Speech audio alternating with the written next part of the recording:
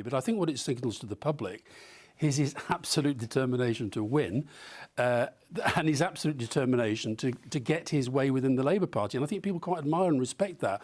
And actually, I think No, I do not admire him trying to get his way with an entire party, Alastair. How dare you? How dare you say that one person should be able to shape an entire party within their whims at the expense of the genuine ideological views of the member base? How dare you? Someone who has never been elected to any position within the party, has only got there by who you know and who you blow, to be able to get highly paid positions from people's membership subs, to create dodgy documents, to be able to justify killing millions of Iraqis at war. How dare you? Let's talk about Labour, the Labour Party, because Keir Starmer, the Labour leader, was speaking at a conference himself at the weekend. Let's take a listen. This project goes further and deeper than New Labour's rewriting of Clause 4. This is about rolling up our sleeves, changing our entire culture. It's our DNA. This task is going to be ongoing, difficult, and enormous. It is, if you like, Clause 4 on steroids. What's he talking about exactly, Alastair, for you? I mean, what did you make of that?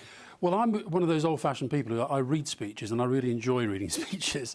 And I actually thought this was actually a much more interesting speech than people have given it credit for, because I think what he was doing was setting out. He's not doing the detailed policy at this stage. It's not full of that. But he's essentially giving himself the challenge for what he has to do now between now and the next general election. And he's doing something pretty remarkable. I think he's described himself these three stages of the leadership so far: decontaminate the Labour brand. It was hammered in 2019. That had to be changed, show it's a new party, a changed party. Yeah, I wonder who might have hammered it. I wonder who was in charge of the second referendum policy that lost a load of votes in Brexit voting constituencies that then came back to Labour once that position was then retracted, now that we have the make Brexit work type stuff. Weird how that happens, isn't it? Very strange. Second, show that the Tories are absolutely hopeless, which I think they are, and I think most of the country sees that now. And then, thirdly, the Labour agenda. And I think what he's doing is actually signalling to the party that on the policy agenda, they have to be in a pretty bold space. I also thought, just going back to our previous discussion... But how is the Labour Party currently in a bold space for policy? Continuity neoliberalism, tinkering around the edges. We're going to change the non-dom tax status. That's not radical. That's not positive. That's literally just continuity and neoliberalism. The most interesting part of the speech to me was where he said the Conservatives is... That means he's going to have bold fonts, yeah, clearly. No, the Conservatives are no longer a Conservative party because they're wrecking so much, whether it's the BBC, the National Health Service, etc. Yeah, but actually, since you've mentioned that, his speech includes talking about preserving Britain's way of life, and he said, Keir Starmer, if that sounds conservative, I don't care. So he wants to have a sort of continuum, if you like, to some extent. He doesn't want to rock the boat, a little bit like Tony Blair did in 1997. He kept the economic policies of the Tories and Ken Clarke. Well, I think he's partly saying that it is not for the Conservatives, for example, to say that there's only one party that's patriotic. It's not for the Conservatives to say there's only one party that actually tackles these big challenges. So I didn't mind that at all. And what I liked about the speech was, one, it was actually quite thoughtful about the state of the world. But secondly, I think it's a strategic plank. He's setting a marker for what now comes between now and the election. And do you agree with Alastair Campbell about... I mean, literally.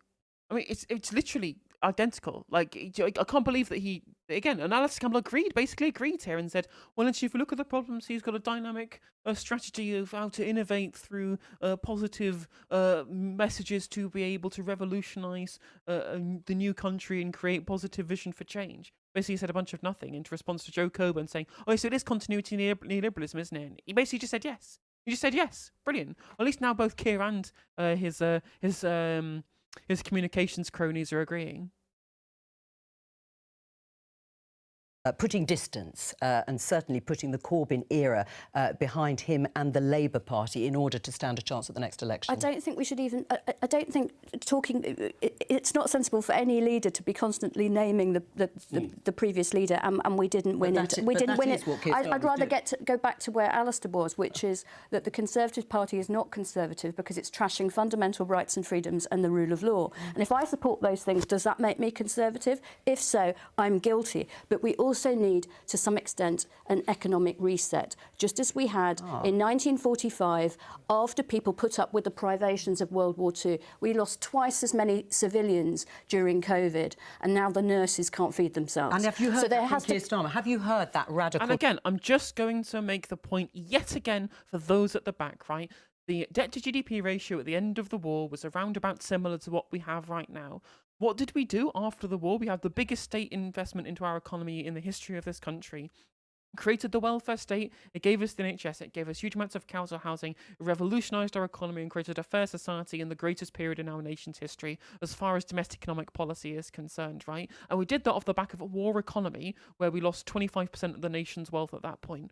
That's what happened at that time. And Keir Starmer is just coming out of a war economy because of the pandemic and because of what we've done with the Russia-Ukrainian war, says we need radical change and is promising us nothing. Whereas he could be the new Clement Attlee and he's deciding to be the new Tony Blair. When the situations are not what we had in 97, it is what we had in 1945. It doesn't even make sense from a pragmatic standpoint, let alone an ideological one, as he would call it. Transformation from Keir Starmer. I mean, Alastair Campbell just said we're not hearing the policy vision. I know that there's always caution, you know, a certain amount of time before a general election because you're worried that the government will either steal your policies or trash them. But I think, you know, fairly soon, we don't know, of course, it's the Prime Minister that gets to call the timing of the election. Fairly soon, you know, both wings of the Labour Party that require the eagle to fly need to have a song in their heart. Well, and I do think we need a bit more of the vision thing. Right. So in The Guardian, Keir Starmer, the headline, urged to unite with new generation of Labour's left. Do you agree with that? John McDonnell, the former Shadow Chancellor, is wanting Keir Starmer to try and bring in the Labour left and include them going forward, whether or not that means Jeremy Corbyn coming back into the party. He said no, of course, Keir Starmer, but should he? Look, I'm sure that even John McDonnell would agree that he's not a new generation, and nor is Jeremy. What I think we need to be... one of the things that sort of keeps me here is that I do care about the next generation in politics generally, and I don't want them to be disillusioned. And the Labour left hasn't left Labour. It's been purged from Labour. Let's be real, right? Obviously, this headline is correct, and he does need to include the Labour left in future decision and policy making and the future of the party. But he's made it clear over and over and over again on multiple different occasions that he does not want to do that, and he is actively hostile to the Labour left. He's purged them from party membership.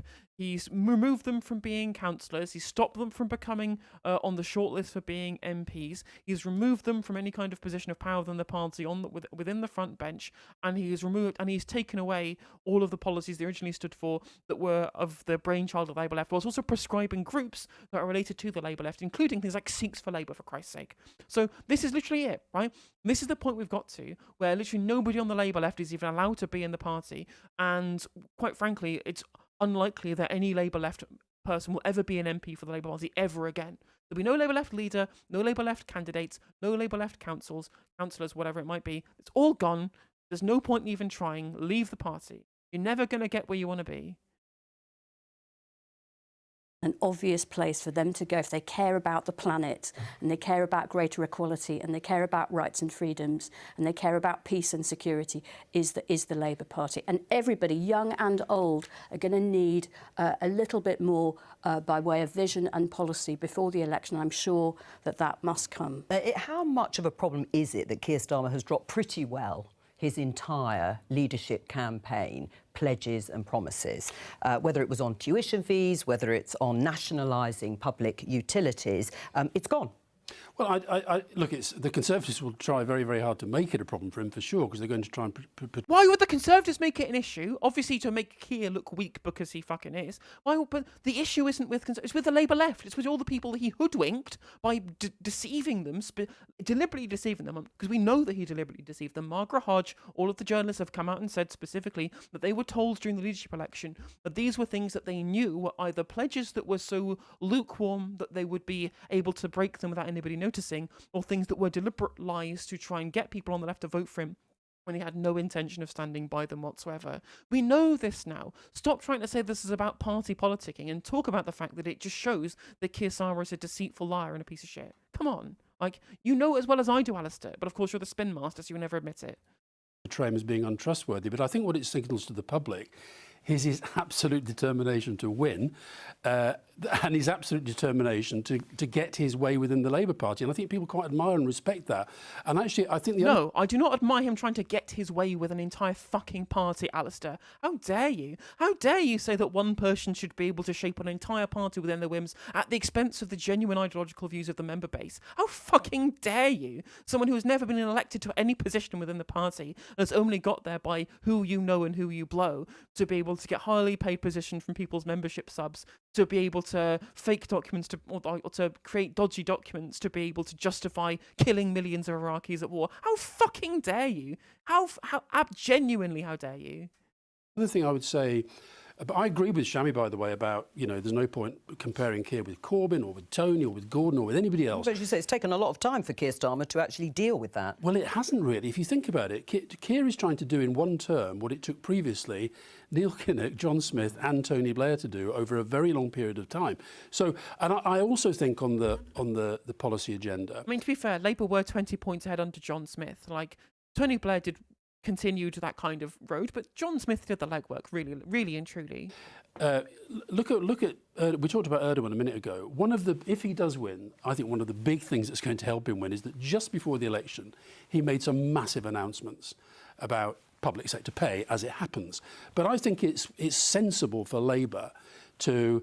They know that they can't just promise money left, right and centre, but it's sensible for Labour not to push out the whole policy agenda so far from an election. Danny?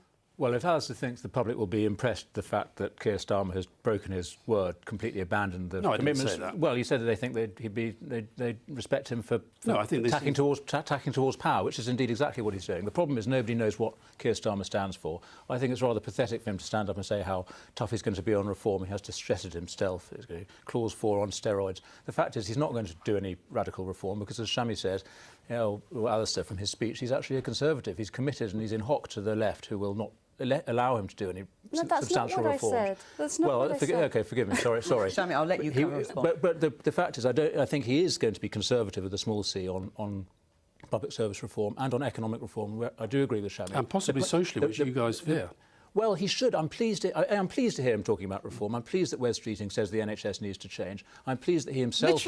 Literally, how much more loud the foghorns needs to be to convince you that Keir Starmer is a conservative? Every fucking FBPE account on Twitter telling me I'm a Tory enabler because I won't vote for somebody who a Tory in front of you on your screen right now is glad to see that he's embracing social conservatism, embracing NHS privatisation, all of that kind of stuff. Like, how much more evidence do you need that Keir Starmer is a David Cameron in a red tie? I feel like I'm going mad that these people just fundamentally don't have any critical faculties left because all they think about politics is just team sports. It's blue team versus red team. Ideology doesn't matter. Utility doesn't matter. It's all about making sure that your team wins. It's pathetic and it's stupid and you should not stand for it, and I will not be voting Labour under this Conservative leader. Is recognising that the voters of the country want social conservative politics again. They don't want radical leftism. Well, I just don't believe he'll be able to do it. Well, let Shami respond. You're shaking your head. I said that if supporting the rule of law and the BBC makes you a conservative, then suddenly I will be a conservative. But what I think the voters of this country want is the ability to put food on the table when they're working so hard, to pay their rent and pay their mortgages. And it's the economy, stupid. And under this present government that's been in power for all these years, people are poorer and their children are set to be poorer. And that is pretty terrifying for a hell of a lot of people. Henry? Whilst, importantly, Shami, corporations are getting richer, the asset value that the wealthy hold are continually going up and continually increasing at the expense of everybody else, right? There is a division of wealth in this country. It's only getting more unequal. It's only getting worse. And there is a solution to this, and it's called fucking redistribution. You can grow the economy and redistribute at the same time. In fact, it's fine to grow the economy as long as you make sure that it goes to the right places rather than expecting it to trickle down like Keir Truss seems to think that you can do. That's the entire point. That's the whole point. That's what needs to be clear. It needs to be clear that obviously we all understand that there is a cost of living crisis. We all understand it's difficult right now for everyone to be able to do the basic things like pay their rent, pay their bills, feed their kids. But you need to tell people, Shami, why.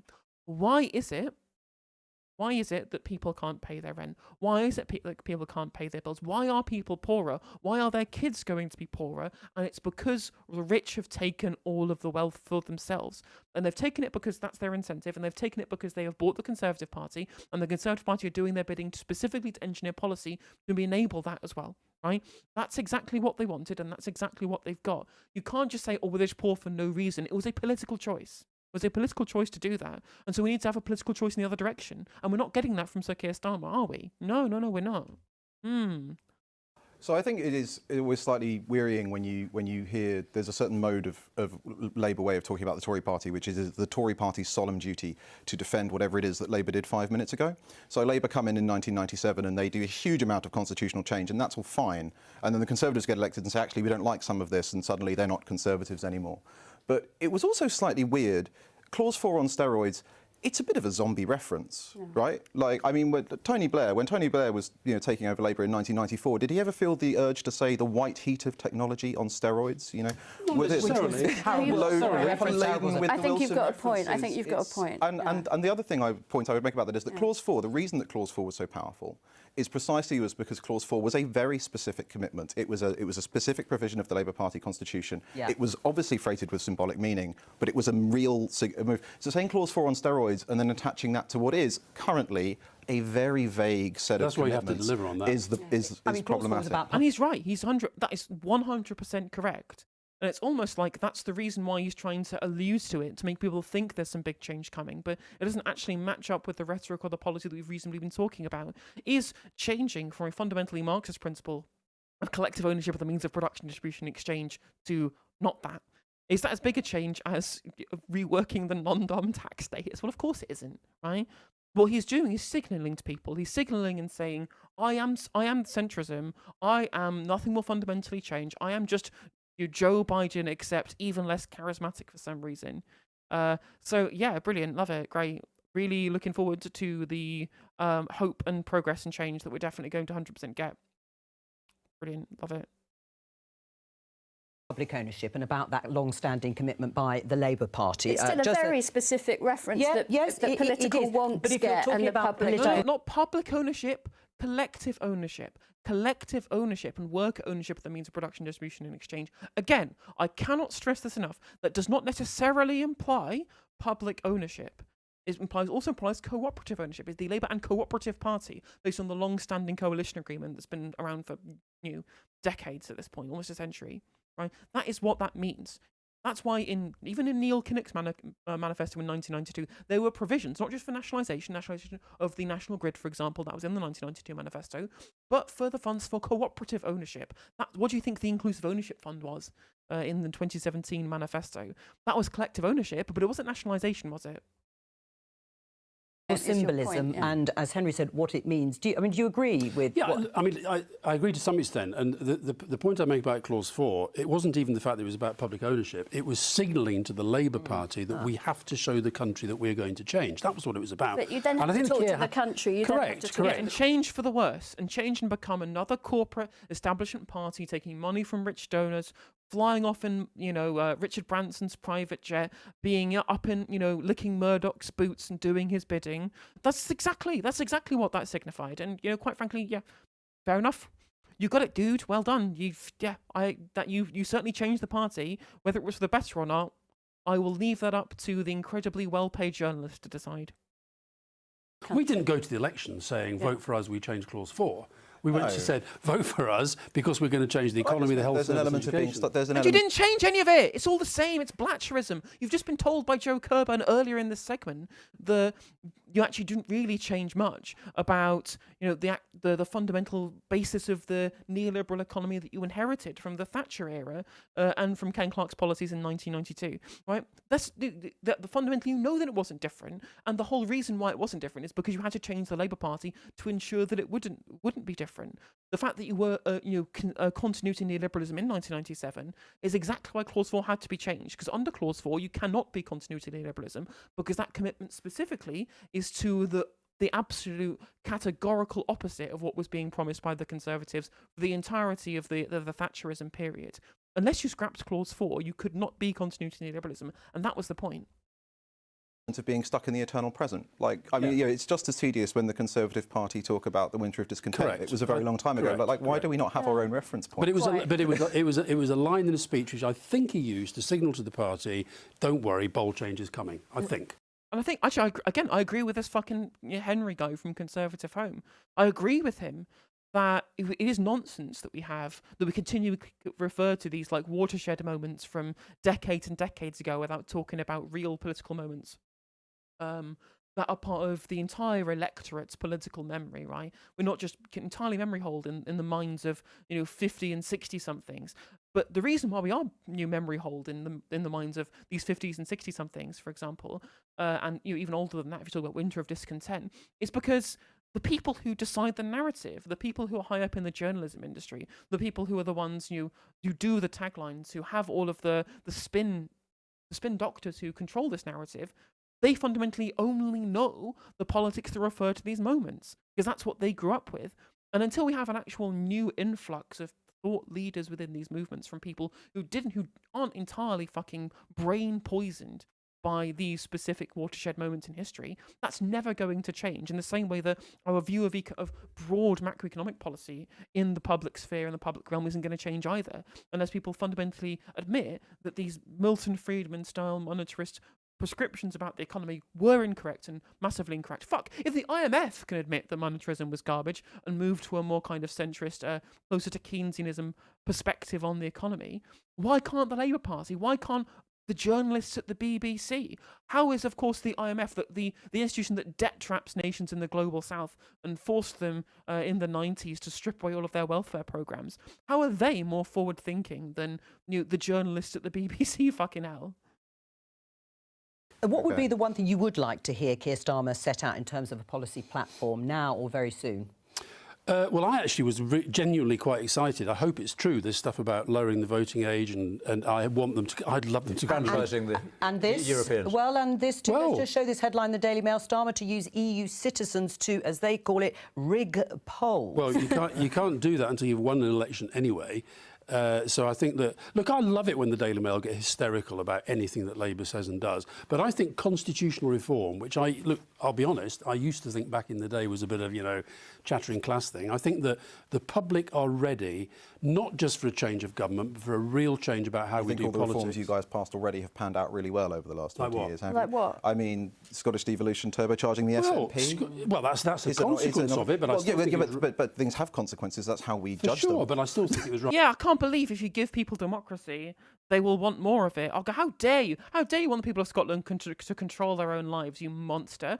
Why can't we have everything centralised in the hands of a tiny elite in the middle of Westminster? Isn't that what people really want? They don't want to take back control at all. They really want to lose all control to a handful of people who live hundreds and hundreds of miles away and aren't actually in any way connected to the areas that you want to see represented. Well, I can't believe you want to do that. Crazy talk.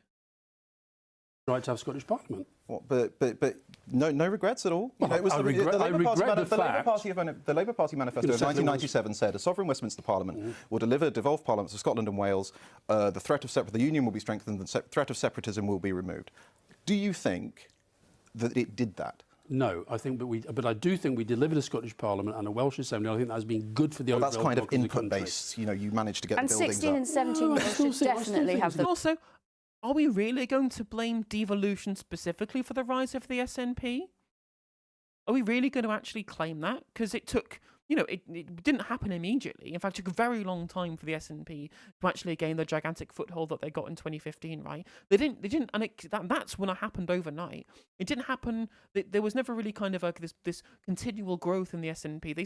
They were slightly bigger after devolution, but they never had a massive gain. You know what really did turbocharge the SNP? Austerity. Right? Realising that they continually voted for progressive policies at the expense of arsehole Middle Englanders who live in fucking chipping Sodbury, who continually vote for the most right-wing, awful economic policies that continually hurt what people in Scotland actually genuinely wanted. And they rejected that wholesale, realised that Ed Miliband was accepting that and that they couldn't be trusted with the Scottish economy either, and so had full-throated support of a genuinely progressive politician in the form of Nicola Sturgeon and the SNP and the policies that they represented. There was nothing to devolution. It was austerity. It was David Cameron. David Cameron killed Scotland. And they fundamentally rejected a Westminster political class that stopped representing their interests, quite frankly, 20 years ago. Well, do you think they should? I mean, this lowering of the voting age? No, I wouldn't support that, and nor would I support enfranchising the European nationals. If they you support disenfranchising young people? On the contrary, no. If you're let the, if they want to vote in the UK, and they'd be very welcome to come and get British citizenship. That's the way it works. You should not be enfranchising. But he gets off the 16 and 17-year-olds because, of course, they are the future, and they are going to have to deal. So the 14 and 13-year-olds. I think the thing about the I know. I appreciate that it's always an arbitrary limit, but I think that 16 is the right place. You can already work, you can already serve in the armed forces, you can already have sex, and they are going to be picking up the tab for climate catastrophe and so many other, really, but for how long? problems. You can't drink and no taxation without representation, 100%. Yep, everything Shami said, absolutely based, 100% agree. until you're 18. You currently can't smoke until you're 18. That might go up. And soon you might not be able to drive passenger until you're 25. In every other direction, it used to be that we prepared citizens for the franchise by letting them do stuff younger, and then they matured into the vote. Now we seem to be proposing to let people vote before we give them an awful lot of the responsibilities. They already vote in Scotland. I mean, to be fair, loads of people are still getting political education. Obviously, schools are doing better at political education now. Most kids, quite frankly, are getting their political education on TikTok, right? I don't know if anyone here is a big user of TikTok. I know I am because I have to post a lot of content for my channel. But younger generation are really engaged with politics. They are very engaged with politics. I've seen the metrics for my channel. Like, there are, they're not a gigantic amount of people who watch my channel are under 18, but there's a lot of under 18s who watch politics and engage in politics. And they are going to want to punish the political class for what they've done to them. It might actually end up biting the Labour Party on the arse when they all start voting for far more progressive parties than what the Labour Party are offering at this point. You'd say that's a terrible thing. It does happen in some elections. One of the best things about the Scottish referendum campaign was, apart from the outcome, 2014, was the fact that you'd be walking down the street in Glasgow or Edinburgh, Dundee or Aberdeen, anywhere, listening to young teenagers talking about politics in a way that that's what a load of populist promises that won't get fulfilled will do for a politics. Well, I don't agree. I think the nationalist campaign was based on invisible oil fields. I'm talking about just giving young people. If you give those young people a real stake, at the moment they feel they're not engaged in politics. But will they vote? Well, the irony is Alastair is wrong here. Young people are engaged with politics, but they're disenfranchised with political parties and politicians, right? They want progressive change. They want radical change. They want to see the fundamental structure of the country change to make it fairer, to make it more equitable, to represent their values. But they're not seeing that from any political party outside of maybe the fucking Green Party or the Breakthrough Party. Heaven forfend if they do get into power of any sort. Inshallah, they do. And they're not being represented at all. They are disenfranchised with politicians whilst being actively engaged with politics, and that's dangerous. They'd vote more if they thought that actually it would have an impact. Can I, just before we move on, what did you make of this story? Also, JDM correct in chat. I mean, I wonder what Alastair Campbell thought of the last grassroots movements comprised primarily of young people. Yeah, how did they react? How did the political class react to it? Again, it's absolutely mind-numbingly infuriating. It makes me absolutely shake with rage, the fact that the entire political media class wringing their hands at the moment, going, "Oh, but think about the plight of young people in this country. That what are they going to do? They're going to be poorer than their parents. What hope do they have? How they're going to afford to be able to buy a house?" They're all saying that now, right? They're all saying that now. That young people were screaming at you at the top of their lungs in 2017 and 2019, right? That these were the issues that were facing them. These are the problems that were facing them. And every single media channel, every single politician outside of fucking Channel 4 was saying, "No, you don't want that. No, you don't want that. No. You're just immature, right? You're a Trotskyist. You're a crank. You're an activist. You're just engaging in student politics. You don't know the real world. Come on, get with let's let the adults back into the room and let's have this sensible, smart politics again. You don't know what. No. You really don't know what you really want. Oh, actually, I think what you really are now, you're an anti-Semite. You're an anti-Semite for wanting these things. So actually, why don't you step out of the way? Stop being a naive little young person who doesn't know what they want, and move out of the way for the adults to get back in charge. And that's what happened, and that's why young people are not looking forward to engaging with politics because no one in politics represents them, as I said before. And not only do people in politics not represent them, the people in politics and the media actively despise them. And it is fundamentally hypocritical for the political and media class who spent 5 years disregarding the needs of young people to now go, oh, but think of the poor young people. Oh no, how are they getting the housing ladder? Fuck you got what you wanted. If you enjoyed this video, please do consider liking and subscribing. It does help out the channel and the algorithm. And if you click the bell notification icon, it will let you know when I go live and when I upload videos. If you'd like to follow me on social media, my handle is @NoJusticeMTG, and that is Twitter, TikTok, Facebook, Instagram, Twitch, and YouTube. If you want to support my channel in a more financial manner, you can do so by becoming a member for just 99p, by super chatting, or by supporting me on Patreon, with the link is in the description of this video, and hopefully I'll catch you on the next segment.